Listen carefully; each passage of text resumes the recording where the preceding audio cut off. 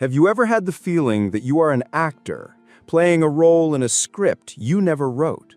That each morning you wake up to the same lines, walk the same pre-drawn paths, and offer a well-rehearsed smile to the other actors who are just as lost in their roles as you are?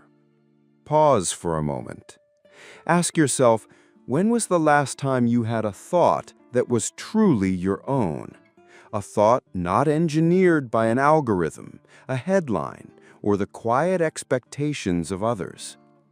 When was the last time you held a dream that wasn't an echo of a dream your family or your society held for you? It's a strange feeling, a quiet anxiety that surfaces in the dead of night or in the middle of a crowded room. A persistent whisper that tells you something is fundamentally wrong. We are living inside a comfortable cage. Its bars are forged from job security, endless entertainment, and the illusion of social approval. A cage so comfortable, we forget we are prisoners. We even begin to love the bars. Modern society offers us a bargain, a silent contract we signed at birth without ever reading the terms. The deal is this: trade your wild, unpredictable potential for safety. Surrender your dangerous, authentic self for the warm, gentle embrace of acceptance. Mute your own unique voice so that you may sing in perfect, monotonous harmony with the choir. This is the essence of what we will call herd morality, an unspoken agreement to be average, a collective pact to flee from anything that requires effort, risk, and the courage to stand alone. The herd is terrified of heights, it is terrified of silence, and most of all, it is terrified of the one who leaves. But you feel it. Otherwise, you wouldn't be here. That feeling of discontent you carry, that splinter in your mind that no material success can remove, is not a flaw. It is not a sickness. On the contrary, it is the healthiest possible response to a deeply sick world. That whisper is the sign that you are waking up. It is the sign that your soul was not built for the safe, green valleys of the herd. Your soul craves the thin, cold air of the mountain peaks, where the wind blows free and the horizon is limitless. That feeling is your spirit calling you to escape. But how? How does one break free from this powerful gravity that pulls us all toward the center, toward mediocrity? How do you shatter chains you cannot even see? The answer lies buried in the mind of a rebel philosopher, a physician of the soul who diagnosed the illness of our culture over a century ago with terrifying accuracy, and who wrote the prescription for its cure, a cure as dangerous as it is liberating. That physician was Friedrich Nietzsche, a philosopher who philosophized with a hammer. He did not come to build, he came to demolish, to take dynamite to the foundations of a civilization he saw as built on weakness, resentment, and hypocrisy. In the clean, lonely air of the Alps, Nietzsche diagnosed a sickness that has now, in the polluted, crowded air of our cities and our digital timelines, become a pandemic, the sickness of herd morality. Herd morality is a psychic virus. It is a value system that masterfully inverts reality, turning weakness into virtue. It was invented by those who feared the strength, the talent, and the individuality of others. They could not climb to the peaks themselves, so they declared climbing to be a sin. In this system, pity is a virtue because it keeps everyone at an equal level of suffering. Humility is a virtue because it suppresses the ambition to rise above. Obedience is a virtue because it makes questioning dangerous. And safety is the highest God before which all great dreams must be sacrificed. In the logic of the herd, the eagle that soars alone is evil, arrogant, and dangerous. But the sheep that huddle together for warmth and security are good and pious. The herd fears your individuality because the free individual, by their very existence, exposes the lie of collective security. Your presence reminds them that they too could have flown, but they chose fear over freedom. Therefore, they must pull you down. They must make you average so they can feel comfortable with their own mediocrity. But this system has a terrifying end product, a final destination for a civilization that follows this morality to its conclusion. Nietzsche called this end product the last man. The last man is the herd's utopia. Picture him. He has no great desires, no will to create, to overcome, or to suffer for a noble cause. He seeks only comfort and warmth. He sits in his smart home, enjoys his endless stream of entertainment, and takes his little poison for the day and his little poison for the night, for pleasant dreams. He believes in equality, but it is an equality of insignificance, not of greatness. He no longer asks why. He simply says, "Whatever is good for all is good for me." The last man looks at you, and he blinks with his lifeless eyes, and he does not understand why you are so restless. This is the slow death of the soul, marketed as happiness and well-being. This is the image that should terrify you, because every time you shy away from a necessary risk, every time you hide your true opinion to please others, every time you choose comfort over growth, you are taking one small step toward becoming the last man. But Nietzsche was not just a diagnostician. He also showed the way to the cure, a hard, dangerous, and lonely path, a path that leads to one goal: becoming the Übermensch, or more accurately, the Overman. Do not misunderstand this word. The Overman is not a racial concept or a comic book hero with physical powers. That is the most vulgar insult to Nietzsche's thought. The Overman is a goal for the individual, a state of being. The Overman is the one who overcomes the human, all too human within themselves, their fears, their need for approval, their laziness, and all the values the herd has injected into them. The Overman is a creator. They do not wait for tablets of law to descend from the heavens. They carve their own table of values onto the hard rock of life with the hammer of their will. They do not curse suffering. They embrace it as the necessary resistance for growth. They do not seek happiness. They seek power. Not power over others, but power over oneself. The power to shape one's own life as a work of art. Nietzsche says, "Man is a rope tied between beast and overman, a rope over an abyss. The herd remains on one side of this abyss, in its animal safety. The last man is the one who is too afraid to even step onto the rope. But you must cross this rope. Every step is a risk. Every step is a conquest of fear." This is the dangerous cure Nietzsche prescribed. The key to escaping the cage lies in the courage to become the creator of your own world. To cross that rope stretched over the abyss requires a map. Philosophy that remains abstract is nothing but a beautiful game. We are here to turn it into a tool, a weapon, a practical guide. Nietzsche gave us the key. Now we use it to unlock 5 doors to freedom. These are the 5 operational laws for your journey from the herd to the self. Law number 1, embrace your desert. Or, in modern terms, practice conscious solitude. Nietzsche's Zarathustra goes into the mountains for 10 years. Why?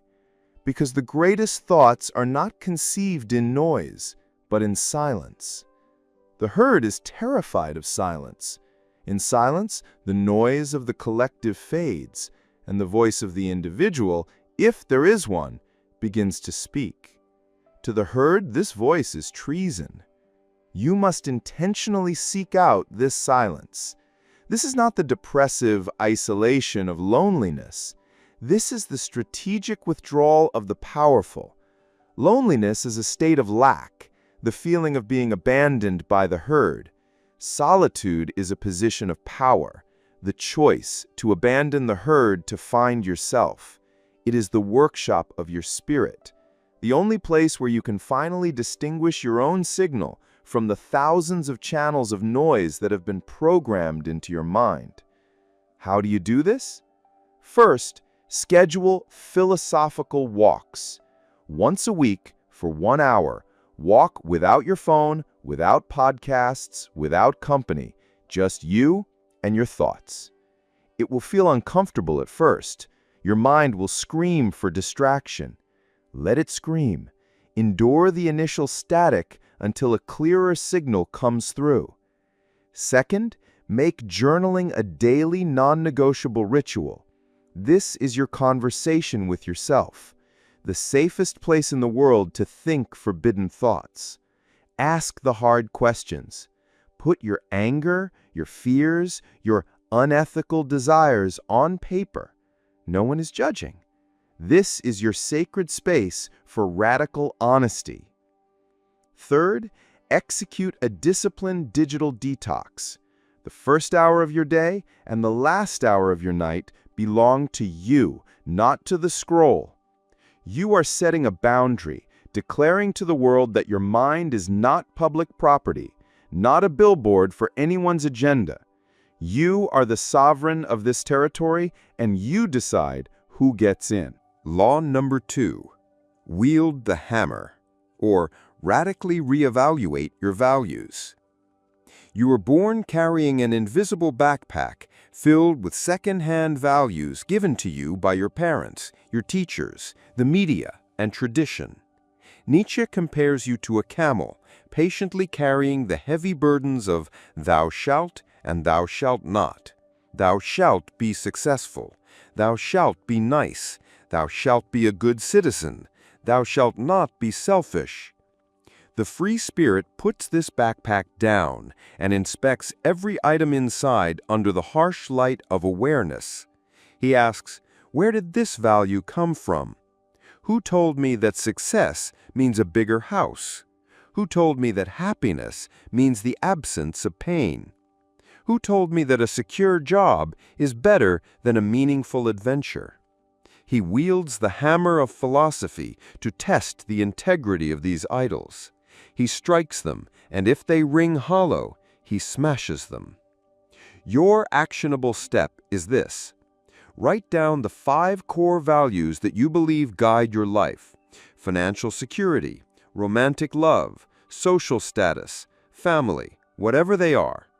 Then, for each one, perform the ruthless 5 whys exercise. Why do I value financial security? Because I want to be comfortable. Why do I want to be comfortable? Because I fear stress. Why do I fear stress? Keep going until you hit the root of the belief. More often than not, you will find a fear or an assumption that was implanted by the herd. The goal is not to discard all values and become a nihilist. The goal is to transform from an unconscious carrier of values into a conscious creator of them. You must decide for yourself which values give you strength and which ones keep you weak and dependent. Law number 3. Love your fate. Amor fati. This may be Nietzsche's most radical and powerful idea. The herd judges life based on good and bad. A good day is a day without problems. A good life is a life without suffering. This is the herd's greatest lie. They flee from everything hard and painful, which is precisely why they remain forever weak. Nietzsche says the formula for human greatness is amor fati, the love of one's fate. This is not passive resignation or a weak acceptance of what is. It is a powerful, passionate yes to all of life in its terrifying totality, to its joys and its pains, to its victories and its crushing defeats, to its peaks and its abysses. The free spirit understands that hardship is not the enemy, it is the trainer. A muscle needs resistance to grow strong.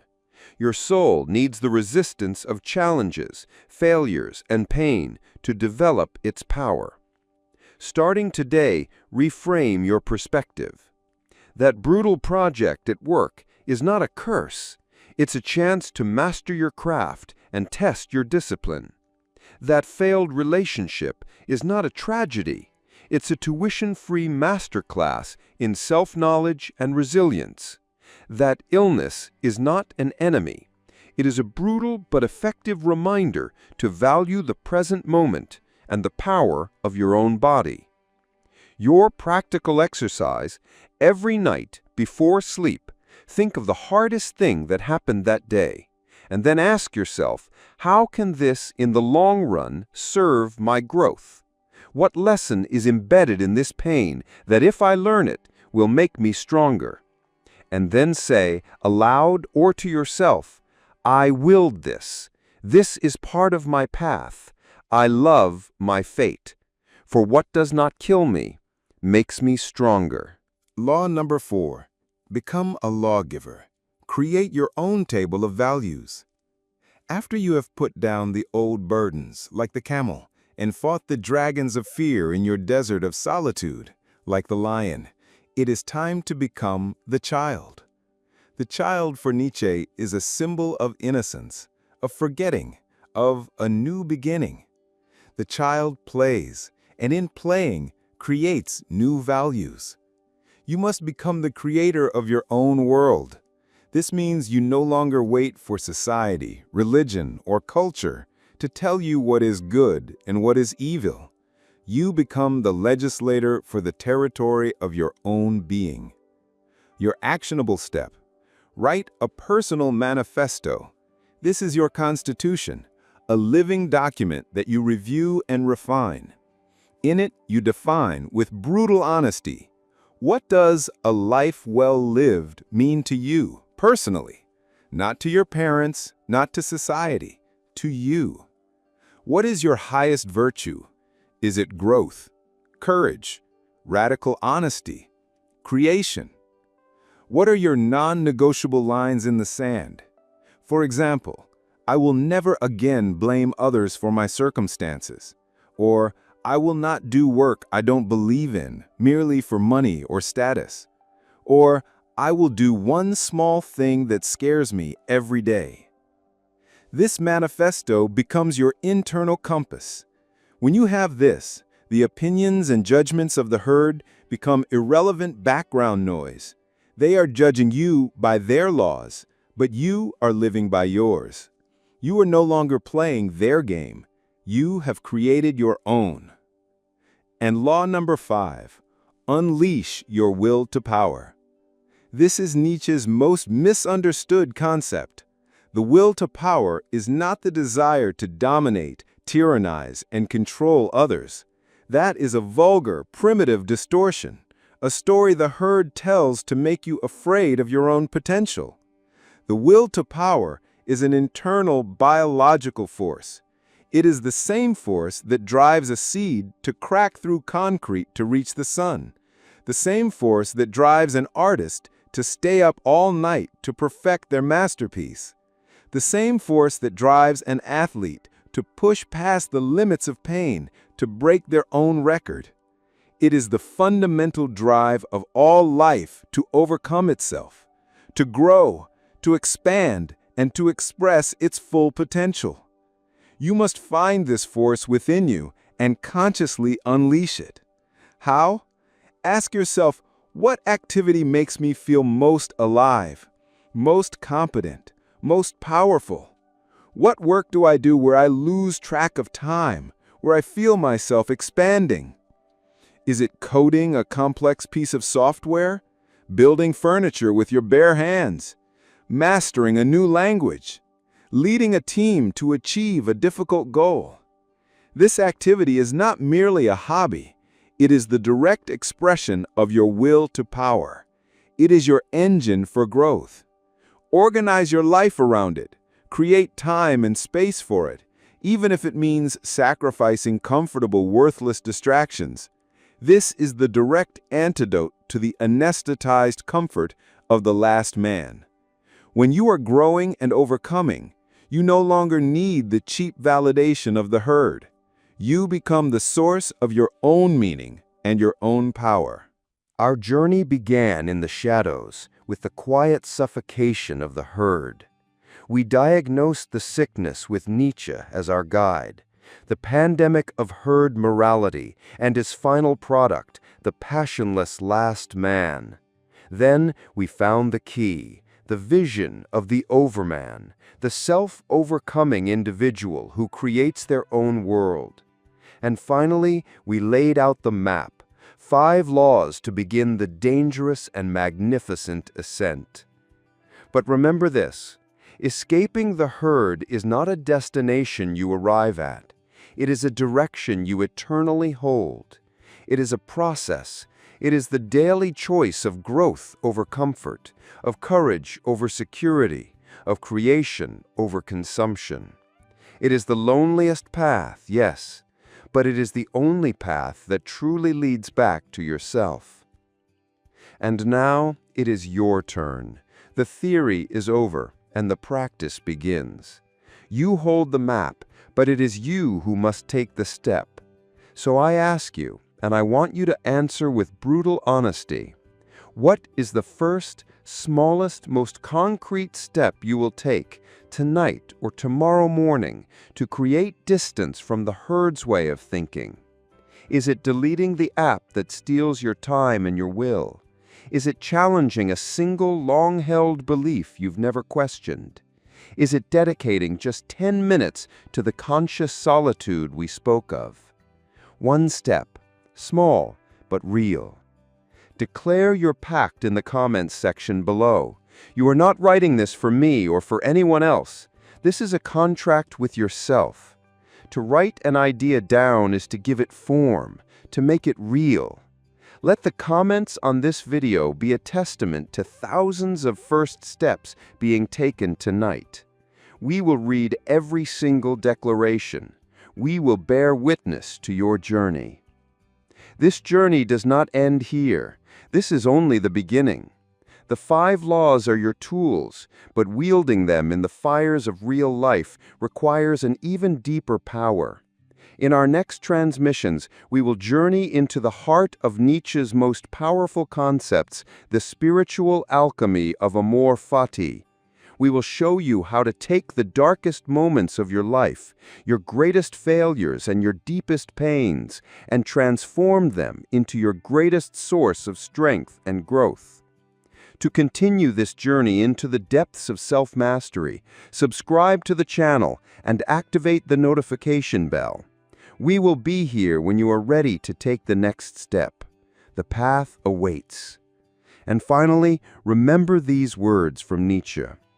And he who would learn to fly one day must first learn to stand and walk and run and climb and dance.